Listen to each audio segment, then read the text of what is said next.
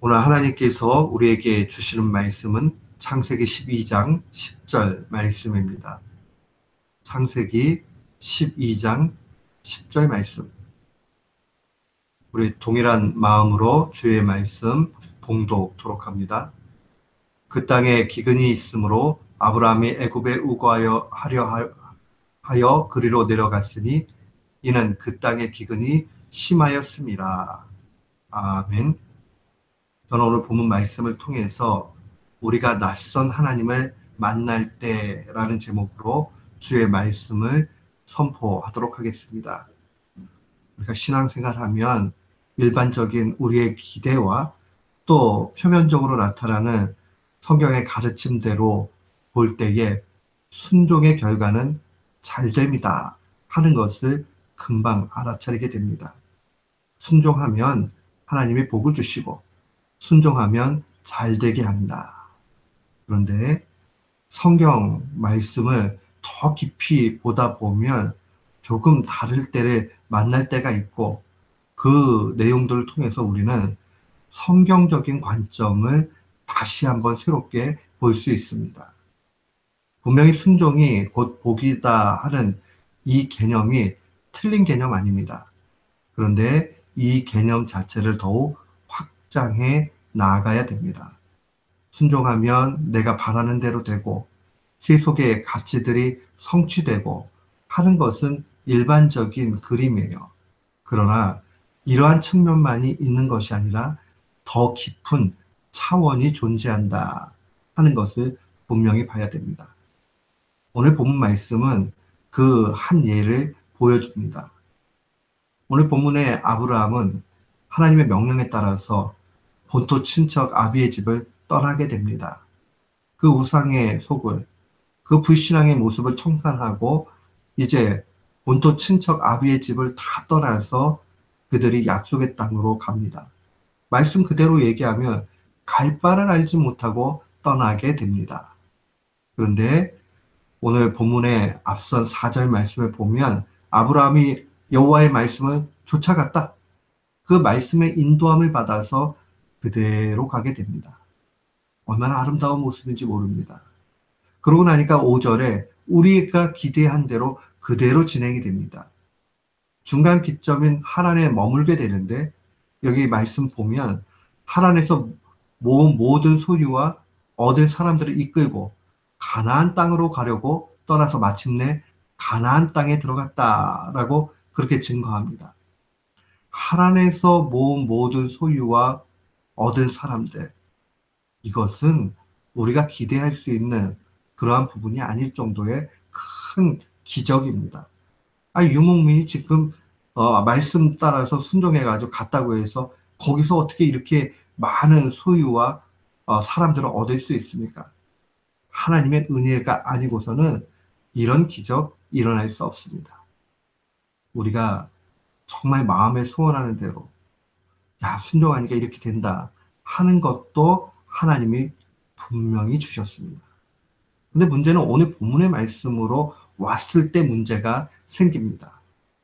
9절과 10절 말씀은 가나안 땅에 들어간 이후에 기근으로 인해서 점점 남방으로 내려옵니다.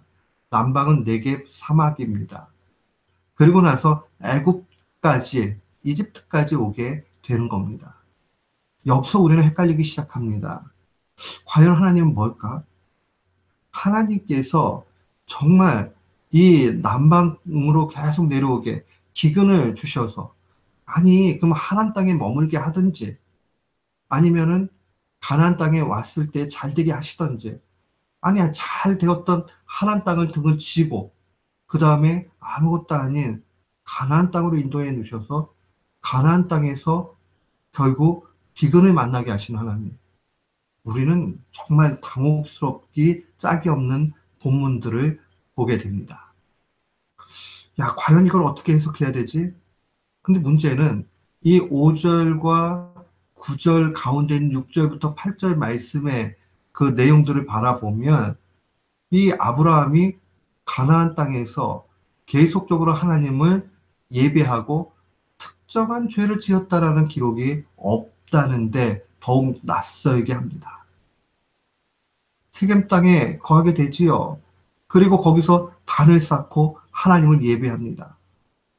순종해서 갈 바를 알지 못하고 갔는데 마침내 가나안 땅에 가서 거기서 예배 잘했는데, 근데 그가 경험하고 있는 현실은 기근을 만났다는 사실입니다.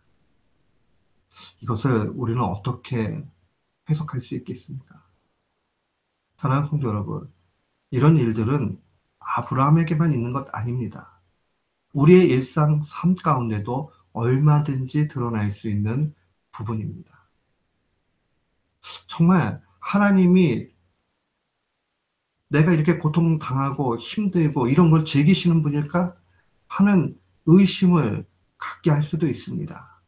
또 때로는 하나님은 이 정도까지는 나를 도울 수 없는, 그래서 제한적인 그런 하나님 같이 느껴지기도 합니다. 왜 하나님께서는 낯선 모습으로 우리에게 오십니까?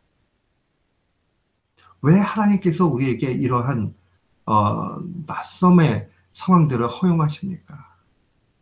우리가 오직 알 수 있는 것은 이 또한 하나님께서 우리를 위하시는 모습이라는 사실입니다.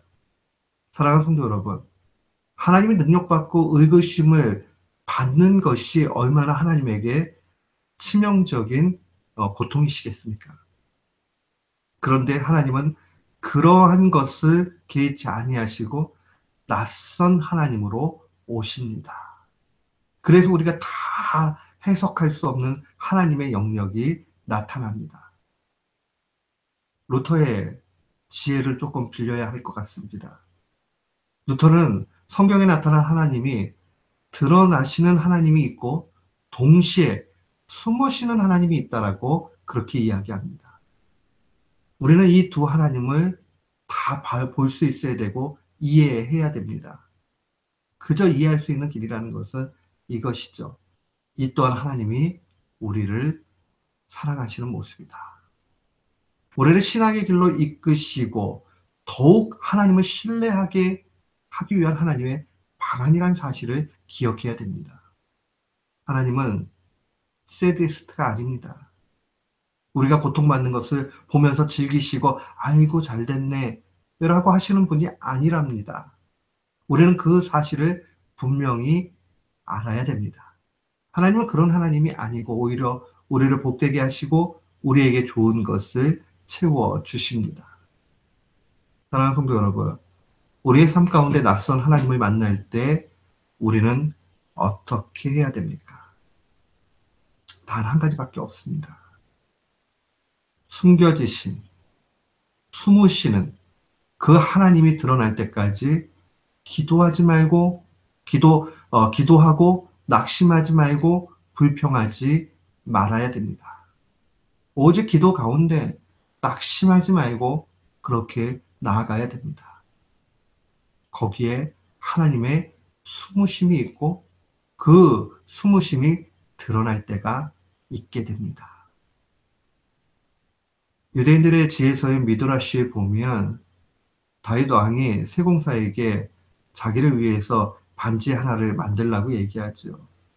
그러면서 승승장구하는, 전쟁에 나갈 때마다 이기는 자신을 신앙적으로 잘 이끌어주기 위해서 그 반지에 겸손과 자만하지 않기를 정말 새겨 넣으라고 그렇게 명합니다.